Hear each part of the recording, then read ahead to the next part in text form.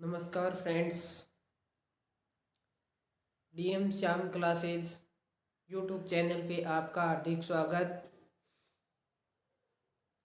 इस DM Shyam classes के अंदर राजस्थान का भूगोल के अंदर राजस्थान का भौतिक प्रदेश के बारे में चर्चा कर रहे थे, जिसके अंदर राजस्थान का अरावली पर्वतीय प्रदेश के बारे में हमने कुछ विशेषता के बारे में पढ़ा था और आज इस और विशेषता के बारे में पढ़ेंगे। और इस DM Shyam classes YouTube channel को ज़्यादा से ज़्यादा सब्सक्राइब व शेयर व कमेंट करें, लाइक करें, जिससे डीएम श्याम क्लासेज है यूट्यूब चैनल है वो ज़्यादा से ज़्यादा बच्चों तक पहुंच सके।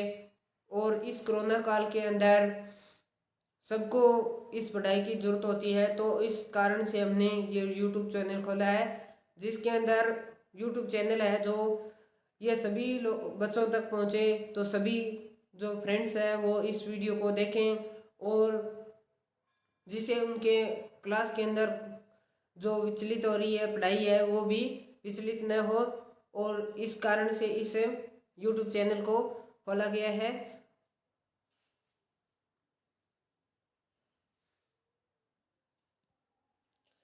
राजस्थान की विशेषता में भारत की विशेषता हमने क्या कर ली है, पढ़ ली है पिछले वीडियो के अंदर। और जिस फ्रेंड्स ने पिछला वीडियो नहीं देखा है तो वो जाकर इस प्ले लिस्ट में जाकर देख सकता है यूट्यूब डीएम श्याम क्लासेज के अंदर।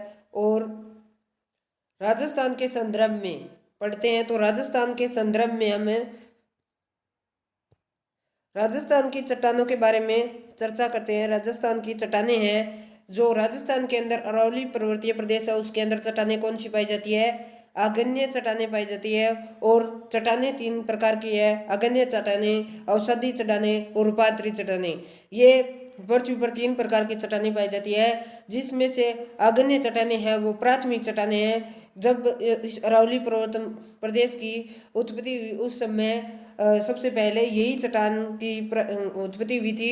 और इस कारण से इसे कौन सी चट्टान कहा जाता है, प्राथमिक चट्टान भी कहा जाता है। इसके अंदर दो भाग है, दो दो चट्टानों के अंदर, एक तो बाह्य आग्नेय चट्टान और दूसरी है आंतरिक आग्नेय चट्टान। पहली कौन सी है, बाह्य आग्नेय चट्टान, और दूसरी आंतरिक आग्नेय चट्टान। जो बेसाल्ट चट्टान, बाह्य आग्नेय चट्टान को क्या कहा जाता है, बेसाल्ट चट्टान, जो हड़ौती पठार में स्थित है। अम्लीय अम्लीय चट्टान भी कहा जाता है। और इसके अंदर हड़ौती के पठार में एकमात्र धातु पाई जाती है जो एल्यूमिनियम की धातु है वही पाई जाती है, और बलुआ पत्थर पाया जाता है। और एल्यूमिनियम का ऐसा कौन सा है, बॉक्साइड ऐसा है। एल्यूमिनियम का कौन सा ऐसा है, बॉक्साइड ऐसा है। आप किसे क्वेश्चन ऐसे आएगा कि हड़ौती के पठार में कौन सी चट्टानें पाई जाती है, तो बाह्य आग्नेय चट्टानें, और दूसरी बेसाल्ट चट्टानें भी नाम लिख सकता है। और उसके अंदर धातु भी कौन सी है, एल्यूमिनियम धातु है वो पाई जाती है। दूसरी है आंतरिक आग्नेय चट्टान, जिसे क्या कहा जाता है, ग्रेनाइट चट्टानें कहा जाता है। और क्वेश्चन ऐसे आएगा कि अरावली पर्वतमाला में कौन सी चट्टानें पाई जाती है, तो आंतरिक आग्नेय चट्टानें पाई जाती है जो ग्रेनाइट चट्टानें हैं। उसके अंदर धात्विक खनिज भी पाए जाते हैं, अधात्विक खनिज भी पाए जाते हैं। जिसके अंदर आंतरिक जो आग्नेय चट्टानें हैं उसके अंदर धात्विक जैसे लोहा है, चांदी है, तांबा है, ये धात्विक खनिज पाए जाते हैं। और जो पत्थरीला पत्थर है, बलुआ पत्थर, सॉरी, जो अन्य पत्थर है वो भी पाए जाते हैं। और यह धारवाड़ क्रम की चट्टानें का भाग है। मतलब जब पृथ्वी की उत्पत्ति हुई तब कौन सा क्रिटेशियस काल हुआ था, क्रिटेशियस काल को ही धारवाड़ क्रम भी चट्टान कहा जाता है। क्वेश्चन ऐसे भी आएगा कि अरावली पर्वतमाला में कौन सी क्रम की चट्टानें पाई जाती है, तो आपको बताना है धारवाड़ क्रम की चट्टानें पाई जाती है। और इस वीडियो को ज़्यादा से ज़्यादा शेयर व सब्सक्राइब व कमेंट करें, और आपको ये वीडियो बहुत अच्छा उपलब्ध करवाया जाएगा। और आगे से आगे हिंदी के भी और क्लासें भी चलती रहेगी, साथ साथ में एक हम ला रहे हैं, और साथ में कल्चर की भी क्लासें चलेगी। इस चैनल से जुड़े रहें ज़्यादा से ज़्यादा।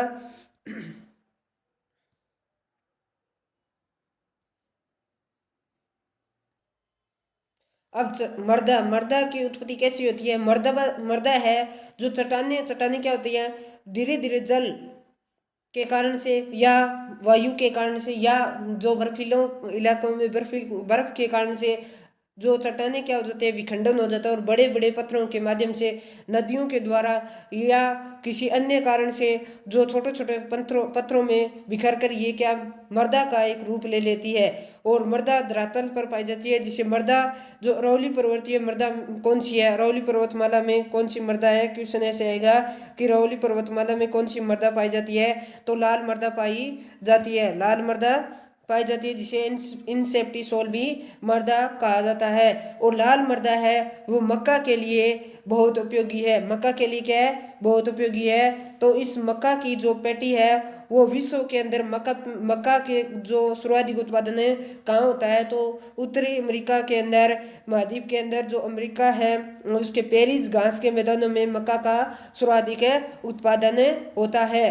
तो क्वेश्चन ऐसे आएगा, अरावली पर्वतीय प्रदेश में कौन सी मृदा पाई जाती है, तो लाल मृदा पाई जाती है। और इंसेप्टिसोल लाल मृदा का किसका उत्पादन सर्वाधिक करती है, मक्का का उत्पादन सर्वाधिक करती है, लाल मृदा में मक्का का सर्वाधिक उत्पादन होता है। इस कारण से उदयपुर में सर्वाधिक मक्का की खेती की जाती है, या मक्का का उत्पादन सर्वाधिक कहाँ होता है, तो उदयपुर में होता है। इस कारण से होता है क्योंकि वहाँ पर लाल मिट्टी पाई जाती है और लाल मिट्टी के कारण से मक्का का सर्वाधिक उत्पादन होता है। उसी प्रकार विश्व के अंदर भी अमेरिका के पेरिस घास के मैदान है, वहाँ पर भी मक्का का उत्पादन सर्वाधिक हो क्योंकि लाल मृदा वहाँ पर भी पाई जाती है।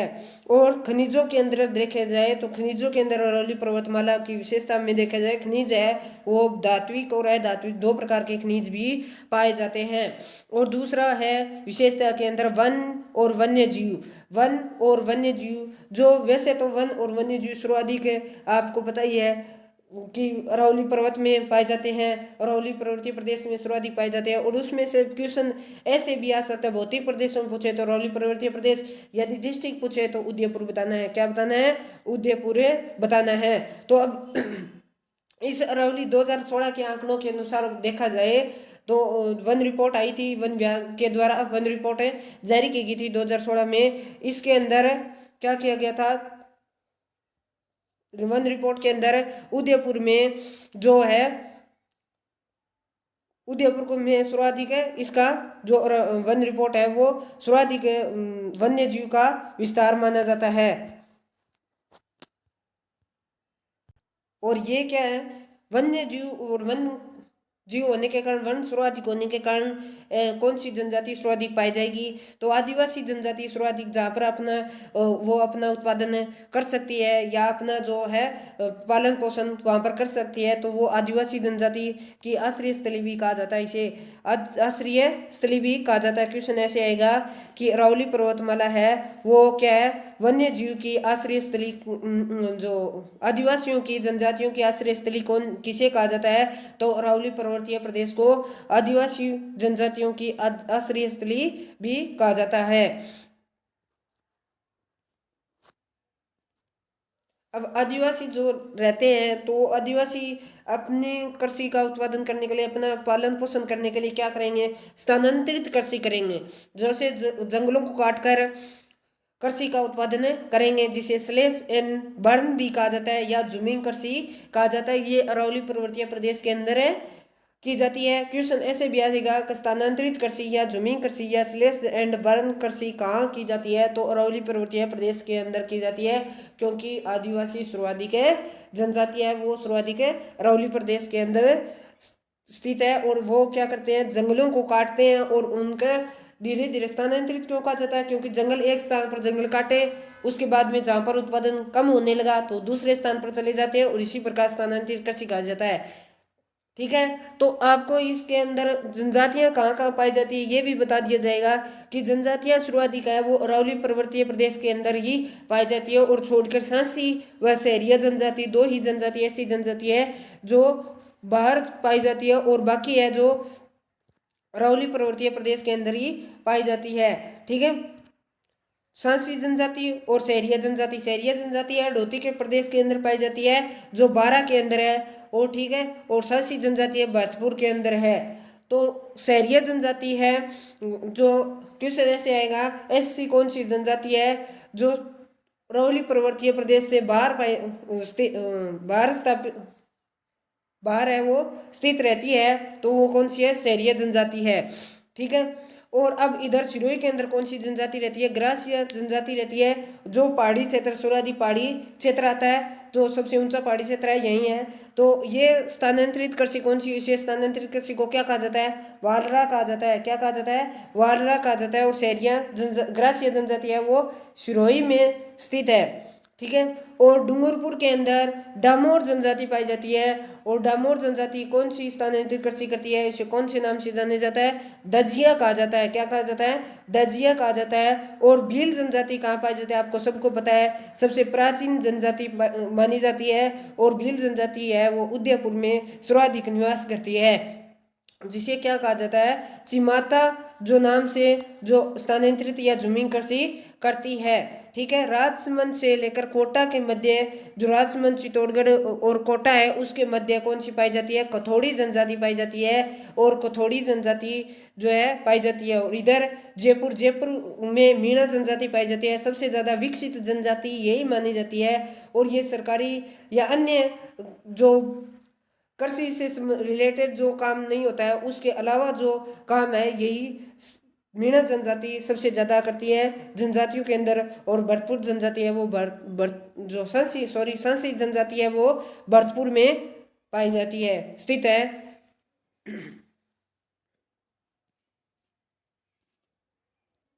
राहुल, राजस्थान का जो विशेषता के अंदर, राजस्थान की जो विशेषता है उन जनजातियों के बारे में पढ़ लिया। जनजाति सर्वाधिक पाई जाती है।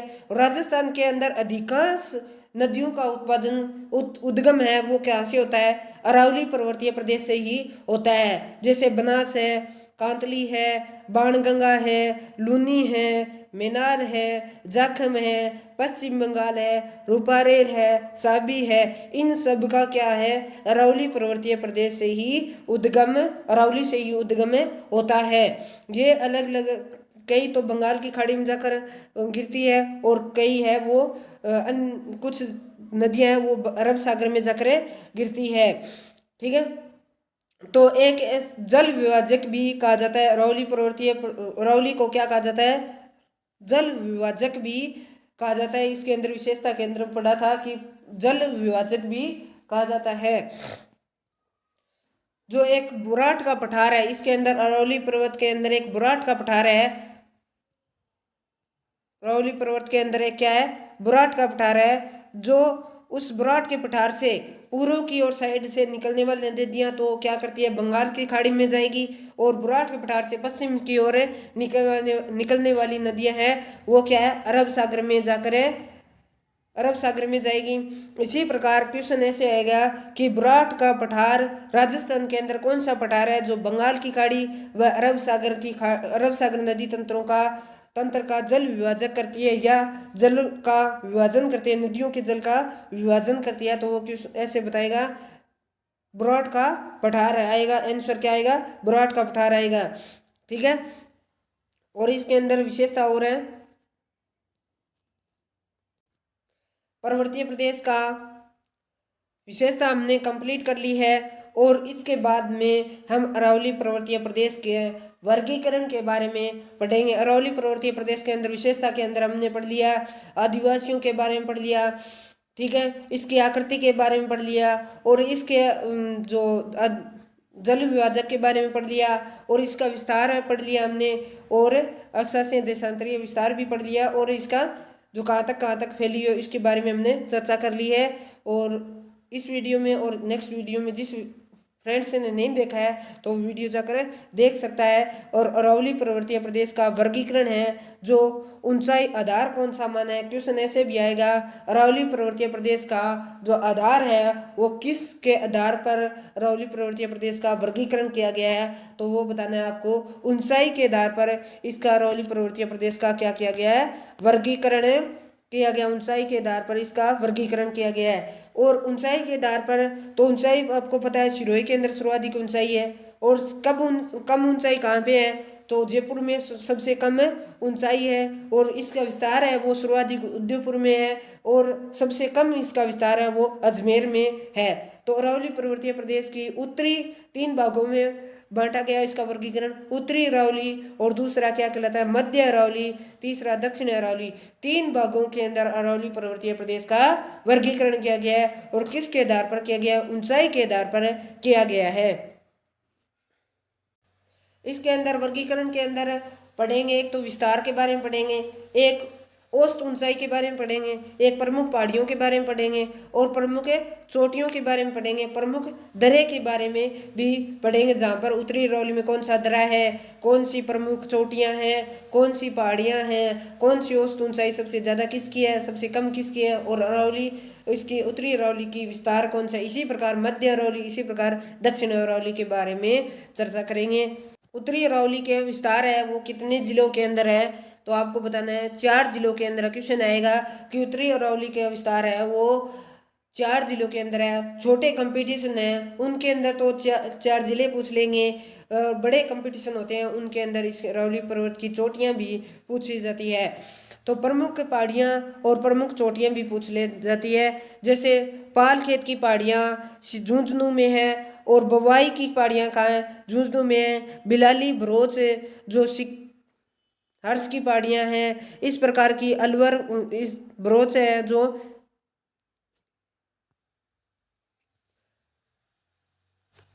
खो की पहाड़ियां हैं, बखाड़ा की पहाड़ियां हैं, नाहरनगर सेवर की पहाड़ियां हैं, ठीक है, विराट की पहाड़ियां हैं, मालखेत की पहाड़ियां हैं, त्राउट की पहाड़ियां हैं, हर्ष पर्वत की पहाड़ियां हैं, रघुनाथ की चोटी है, सीकर में जो रघुनाथ की चोटियां पाई जाती है, और मालखेत की पहाड़ियां पाई जाती है, त्राउटी पहाड़ियां पाई जाती है, हर्ष पर्वत पाया जाता है। और हर्ष की पहाड़ियां पूछ ले तो वो कहाँ पाई जाती है, अलवर के अंदर पाई जाएगी। हर्ष की पहाड़ियां पूछ ले तो अलवर के अंदर, और हर्ष का पर्वत पूछ ले तो वो बताना है आपको सीकर के अंदर पाई जाएगी, ठीक है, स्थित है सीकर के अंदर। और विराट की पहाड़ियां हैं वो जयपुर के अंदर है, आपको पता ही है, ठीक है। श्योर की पहाड़ियां भी श्योर से, ठीक है, जयपुर के अंदर है विराट की पहाड़ियां। और इसी प्रकार हम पहाड़ियों के बारे में जो अरावली पर्वत की प्रमुख है चोटियों के बारे में पढ़ते हैं। पहाड़ियों के बारे में हमने पढ़ लिया। चोटियों के अंदर प्रमुख चोटियां कौन कौन सी है, रघुनाथगढ़ सीकर, कौन सी है, रघुनाथगढ़ सीकर।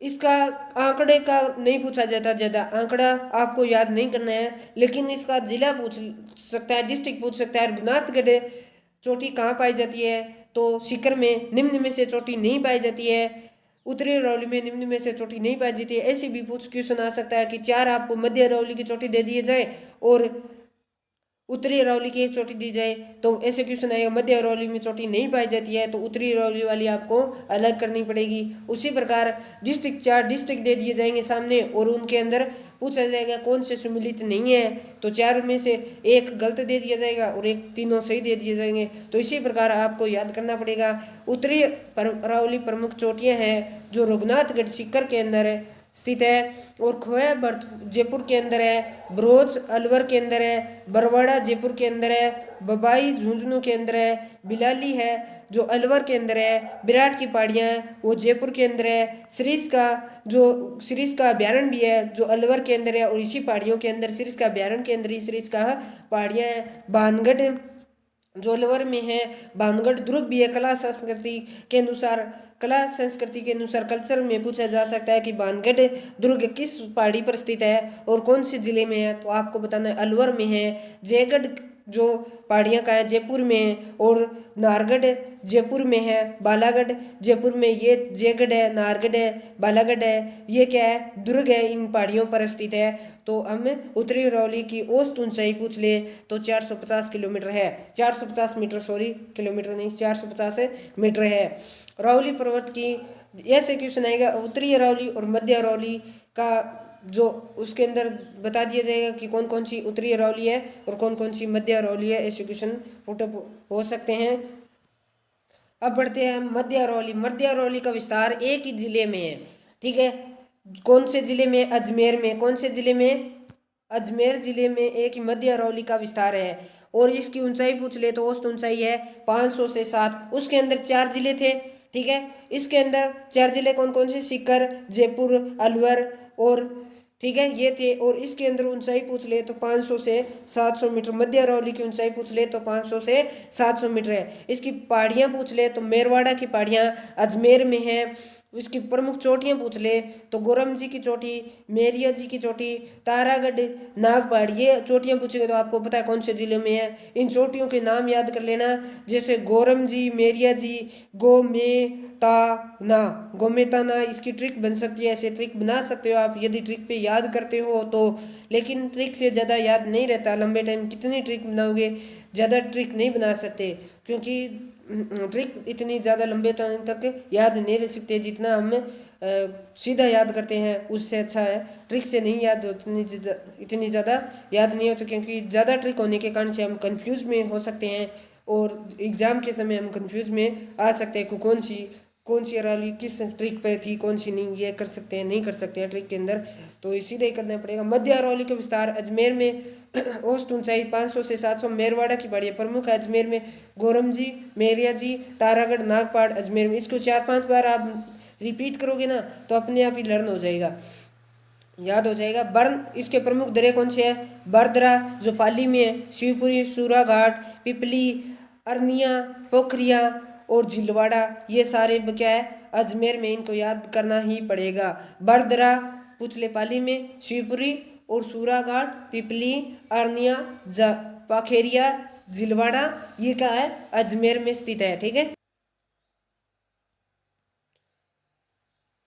और ये इसको ज़्यादा से ज़्यादा आप रिपीट करोगे ना तो अपने आप ही लर्न हो जाए, याद हो जाएगा। और याद करने की कोई ट्रिक नहीं होती है ज़्यादा, जितना आप ज़्यादा देख कर याद करते हो इतना ज़्यादा नहीं बोलकर भी याद करना चाहिए। ठीक है। और ट्रिक से ज़्यादा ध्यान नहीं देना चाहिए इतना भी। ठीक है। और इस चैनल को ज़्यादा से ज़्यादा सब्सक्राइब व शेयर व कमेंट करें, लाइक करें। और इस चैनल को सभी तक पहुंचना चाहिए, क्योंकि ये कोरोना काल चल रहा है, इसके अंदर हम ज़्यादा दूर शहर के अंदर नहीं रह सकते हैं। और कोचिंगों के अंदर भी ज़्यादा इतनी ज़्यादा भीड़ हो चुकी है, क्योंकि इतने कोरोना पॉजिटिव आ रहे हैं, बहुत सारे पॉजिटिव आ रहे हैं, इस कारण से हम कोचिंग के अंदर भी ज्वाइन इतना नहीं कर सकते हैं। तो हम आपको घर बैठे ही DM Shyam classes YouTube channel पे आपको इस राजस्थान का भूगोल व हिंदी के बारे में भी हिंदी के बारे में क्लासें लगाई जाएगी। और आप इस चैनल से ज़्यादा जुड़े और औरों को भी, अपने साथी को भी जोड़ने का प्रयास करें, क्योंकि इस चैनल को ज़्यादा से ज़्यादा जोड़ोगे तो हम अच्छे अच्छे भी वीडियो और भी उपलब्ध कराएंगे। हमें थैंक्स।